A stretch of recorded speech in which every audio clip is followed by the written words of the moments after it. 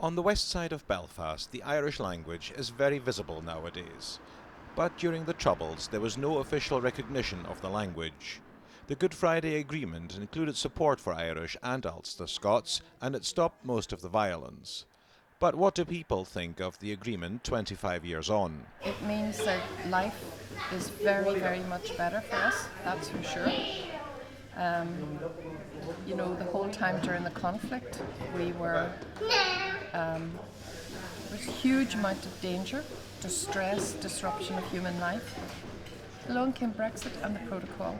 The Protocol and Windsor Framework are the reason the DUP is unwilling to join government at Stormont. Here in the Cultural Centre, I met a man who once protested in a very different way as a member of the IRA. The Good Friday Agreement brought about that many changes that the IRA disbanded, put arms beyond use, and encouraged people to put their energies into the electoral process to bring about the change, which basically is inevitable, which is the reunification of the island. Just a short stroll along Falls Road, you reach the peace wall that still separates parts of Belfast. The gates are closed at night, but I was able to go through.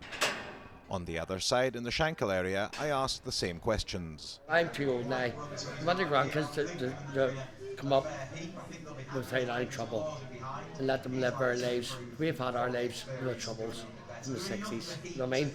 That's the way it is. But we're still Ulster. Like, Ulster shall not be moved. And there is now a generation that was born after the Troubles. It has kept the peace for the last 25 years. But I wouldn't know what happened back then. I was basically, well, I'm 26, so basically a hero whenever it's done. Many people on the unionist side are not in favour of the Good Friday Agreement nowadays, but the ones I met were unwilling to say so in front of the camera. On both sides, healing is still very much work in progress. Andreas Wolf, BBC News, Belfast.